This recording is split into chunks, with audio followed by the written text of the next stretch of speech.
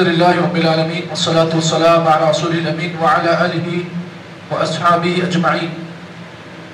وعن ثوبان رضی اللہ تعالی عنہ قال قال رسول اللہ صلی اللہ علیہ وسلم من تکفل لی الا يسأل الناس شیئا واتکفل له بالجنة فقلت انا فكان لا يسأل احدا شیئا رواه ابو داود باسناد صحیح.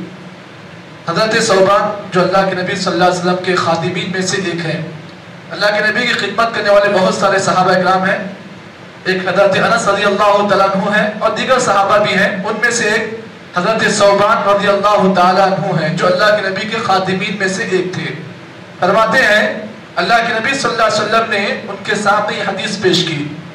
آپ نے فرمایا من تکفل لی کہ جو کوئی آدمی مجھ سے اس بات کی ضمانت دے, یعنی مجھے اس بات کی شورٹی دے, مجھے اس بات کی گارنٹی دے. کس بات کی گارنٹی دے؟ اللہ یسألنا تشیئا کہ وہ کسی بھی آدمی سے کوئی چیز بھی نہ پوچھے, یعنی لوگوں سے سوال نہ کرے.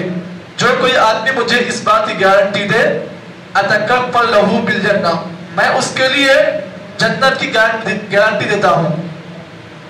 یہ حدیث جب آپ نے حضرت ثوبان کے سامنے پیش کیا تو حضرت ثوبان رضی اللہ تعالیٰ عنہ نے کہا فقلت انا, اے اللہ کے رسول میں آپ کو اس بات کی شورٹی دیتا ہوں, اس بات کی گارنٹی دیتا ہوں کہ میں آج کے بعد کسی سے کچھ بھی نہیں مانگوں گا. راوی کہتے ہیں فَكَانَ لَا يَسْأَلُ أَحَدًا شَيْئًا, جب حضرت ثوبان نے اللہ کے نبی صلی اللہ علیہ وسلم سے اس بات کی گارنٹی دی, اس کے بعد جب تک زندہ رہے کسی سے بھی انہوں نے کچھ بھی نہیں مانگا. اس حدیث کو امام ابو داؤد نے اپنی صحیح میں روایت کیا. اس حدیث کا آپ نے ترجمہ, اس پر آپ نے غور کیا. حضرت ثوبان رضی اللہ تعالیٰ عنہ کے سامنے جب اللہ کے نبی صلی اللہ علیہ وسلم نے جنت کی گارنٹی دی کہ جو کوئی آدمی مجھے اس بات کی گارنٹی دے کہ میں کسی سے کچھ نہیں مانگوں گا تو میں اس کے لیے جنت کی گارنٹی دیتا ہوں, تو ثوبان رضی اللہ تعالیٰ نے اللہ کے نبی کے سامنے ہاتھ اٹھا کر کہا کہ اللہ کے رسول میں آپ سے اس بات کا وعدہ کرتا ہوں کہ میں آج کے بعد کسی سے بھی کوئی چیز نہیں مانگوں گا. تو یہاں پر غور کریں کہ صحابہ اکرام کا جذبہ جنت کے سلسلے میں کتنا تھا. کہ صحابہ اکرام جنت کے لیے ایک دوسرے سے مقابلہ کرتے تھے. اور آپ دیکھیں حضرت ثوبان رضی اللہ تعالیٰ عنہ کی خودداری کو آپ دیکھیں. صحابہ اکرام بڑے خوددار تھے اور بڑے بات کے پابند بھی تھے.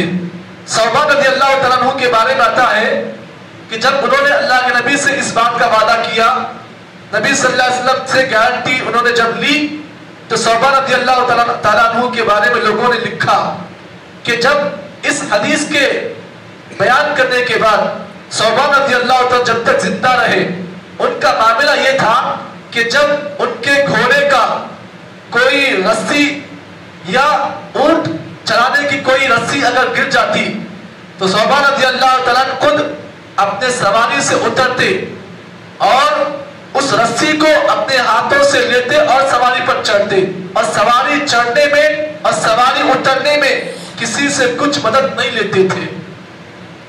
تو یہ جو حدیثیں آپ کے سامنے گزشتہ 2-3 دن سے جو چل رہی ہیں کہ آدمی کو ہمیشہ لوگوں سے سوال نہیں کرنا چاہیے, یہ کیوں کہا گیا؟ اس لیے کہ جب بھی کوئی آدمی بھیک مانگتا ہے لوگوں کے سامنے تو آدمی کا یقین اللہ تعالیٰ کی ذات سے کمزور ہو جاتا ہے. آدمی کی فطرت میں یہ بات آتی ہے کہ میں اللہ سے کیوں مانگوں, جبکہ لوگ جب میری مدد پوری کر رہے ہیں, میری مانگ پوری کر رہے ہیں, تو میں اللہ سے مدد کیوں مانگوں.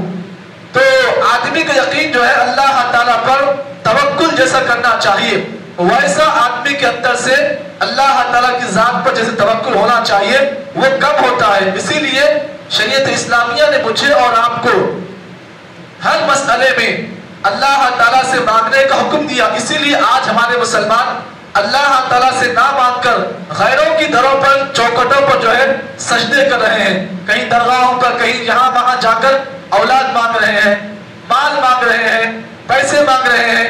یہ کیوں ہوتا ہے؟ اس لیے کہ جب لوگوں کا یقین اللہ تعالیٰ کی ذات سے کمزور ہو جاتا ہے تو لوگ کیا کرتے ہیں, اللہ تعالیٰ کے علاوہ دوسروں کے سامنے آ کر جو ہے اپنی مدد مانگتے ہیں. کہیں قبروں پر مدد مانگ رہے ہیں, کہیں مزاروں پر جا کے مدد مانگ رہے ہیں، کہیں کسی درگاہوں پہ جا کے اپنی فریاد پوری کر رہے ہیں.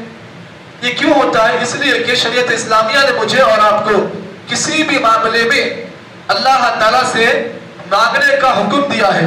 اور اللہ تعالیٰ سے جو آدمی مانگتا ہے وہ کبھی بھی کسی غیروں کے سامنے وہ آدمی بھیک نہیں مانگتا ہے. اس کو معلوم ہوتا ہے کہ میرا اللہ تعالیٰ جب دینے والا ہے تو میں کسی اور سے کیوں مانگوں. اسی لیے ہمیں اور آپ کو چاہیے، اگر ہم بھی یہ چاہتے ہیں کہ جنت ہم کو ملے تو جنت کے حاصل کرنے کے لیے یہ شرط ہے کہ آدمی اللہ تعالیٰ سے ہی اپنی مانگ مانگے، اللہ تعالیٰ سے ہی اپنی فریاد پوری کرے اور لوگوں کے سامنے فریاد رسی نہ کرے.